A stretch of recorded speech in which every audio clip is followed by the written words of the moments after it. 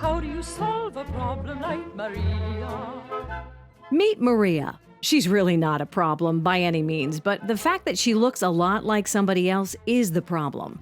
It's been going on for years now. This Rhode Island woman with curly brown hair, who works as a legal secretary, has been stopped in her tracks over and over again by complete strangers who think she's a woman named Lynne.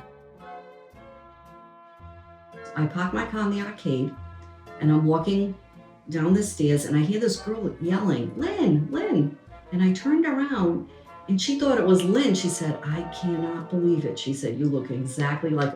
Well, that's funny because that same woman named Lynne, who works as a nurse at Rhode Island Hospital, has also been stopped over and over again by complete strangers who think she's Maria. I was at Federal Hill at one of the feasts, and someone came up to me. She was walking one way, I was walking the other. "Maria, Maria." And I'm like, "No, it's Lynne." Oh my God. Oh my gosh. OMG is right. Two Rhode Island women, complete strangers, going about their day year after year, Maria mistaken for Lynne, and Lynne for Maria, by people they saw on the street, on their jobs, at the store, even in the hair salon. I like to call it Twin-Sane. Science refers to it as your doppelganger. But this story of two lookalikes began to look even crazier the more I looked at it. Let's backtrack, shall we? You see, Lynne happens to be my bestie from high school. Through college, weddings, babies, and years later, we'd be adding this bizarre chapter to our already storied friendship. I remember her telling me how often she kept being mistaken for another woman. Often people would stare at her, she said, and she'd immediately know why. Listen to an account of a simple visit to the mall. Was it Lynne or was it Maria? Coming off the escalator. Two of my cousins were on the elevator going down, saying, "Oh, there's Maria." They could see her back. And my cousin Lori was going, "Maria, Maria." I got off the escalator, my mother and I was turning, and there was three people at the end of this escalator, and I heard them say, "Gee, she didn't even say hello to us." She wasn't turning around, and they both said to each other, "Did we say something that she's upset with us?" So I turned back and went up to them and said, "Do you think I'm Maria?" And they did. And these were her relatives. You know there must be one strong resemblance if even family members can't tell them apart. But even coworkers seem to be mistaking Maria for Lynne and Lynne for Maria. In fact, it was almost 10 years ago the first mistaken identity incident took place. It was at Rhode Island Hospital. Nurse Lynne assigned to a patient who happened to have been a dear friend of Maria's, and when that patient saw Lynne upon waking up, the Lynne-Maria story was born. So I had a patient waking up after surgery. A dear friend of mine had an operation. Her husband was with her. I was at the bedside, and this patient woke up and said, "Maria, what are you doing at my bedside?" And when she was in recovery, he said to her, "How did you ever get in here?" And she said, "What?" He said, "How did you make your way here in recovery with the outfit, with the scrubs?" So did your friend actually say something when she woke up? I believe she said, yes, she did say, "What are you doing here?" But the husband knew right away because he thought it was me. And I'm like, "No, I'm Lynne." And funny enough, she knew the story. So she was amazed. Even more amazing is how Maria could be simply visiting someone at Rhode Island Hospital, where even hospital employees would mistake her for Lynne.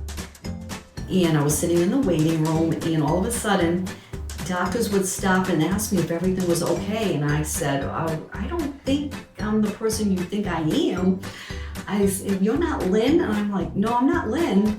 And then another one, nurses were coming up to me asking me if everything was all right. And I said, "But I'm not Lynne," because then I knew this girl's name is Lynne, who supposedly looks like me, and we look like each other. Even a radiologist, I think, had stopped me and was actually having a conversation and could not believe it wasn't her. Well, it didn't take long for this whole thing to wind up on Facebook. With Lynne recounting endless stories of this mystery lookalike, but never able to find out who this person was.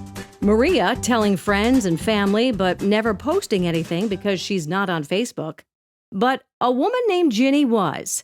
Ginny is Maria's cousin. My cousin Maria mentioned that someone kept saying that she looked like this girl, Lynne. And the more that we talked about it, somehow we figured out it was Lynne Aguero. When I realized that, I said it was a girl that my husband grew up with. I knew her very well, and we tried to get them together. Didn't think anything more about it. Then it kept spiraling, and now it became such a big thing. Lynne would post Maria sightings or Lynne sightings. I would Snapchat, take a snap of the picture of it, send it to her, and we would go back and forth. Amazed by all this. So follow me now. Not only do I know Lynne knows Ginny. I also know Ginny from our high school days. Ginny is Maria's cousin, and this Maria girl turns out to be my childhood neighbor. I was floored. It was 6 degrees of separation on steroids. Not only did we solve the case of the mystery lookalike, we all were connected in some way. But never had I thought that the two looked alike. And why is it that they had never come face to face all these years? How is it that they had never met? I just haven't met you yet. Well, you can imagine once I figured this all out, it was imperative that I got Lynne and Maria together. Almost a decade after being mistaken constantly for the other, Lynne and Maria would finally see it for themselves right in my very own living room. Oh my goodness! I love it! I love it! Same here. Although hers is much curlier. Wow, we're the same height, same everything. It was surreal, from their hair to their body type to their endearing Rhode Island accent. Maria and Lynne would be in the same room at the same time, where we learned whether or not they had any more similarities. Where did you grow up? In the Mount Pleasant area. Okay, so I grew up on River Avenue. River Smith, yeah, right back at Naomi, yeah. Lynne has 2 daughters. You have. I have one son. And a son. And a son. And you have one son. I have one son, yeah. He's 32. Oh yeah. When are your birthdays? March, December. I'm a Pisces. Okay, I'm Sagittarius. All right. It's a good Now, thing. are you naturally curly hair? Yes. And you are as well? Yes. Right. How about This cooking? Would you service? like to cook? When I have time. Right. Exactly. When we have time. It's Yes. hard. Yes. When we have time. Clearly, they share some things in common, but it will be their physical features that link them together the most, and their genuine kindness, which I've had the pleasure of experiencing over these many years. Having a lookalike could be a problem for some, but for these two, I think it's fun. No, it doesn't bother me. No, it doesn't bother me at all. No. I think It's it's amusing. Fun. It's It is. fun. Yeah. It's all good. and for Maria and Lynne, it gets even better as the two plan to stay in touch and connect with their friends in common. But most of all, they can put an end to wondering, who is this person who looks so much like me? Twin-sanity, doppelganger, whatever you want to call it, just don't call Lynne Maria or Maria Lynne. It's up to the rest of us now to get it right.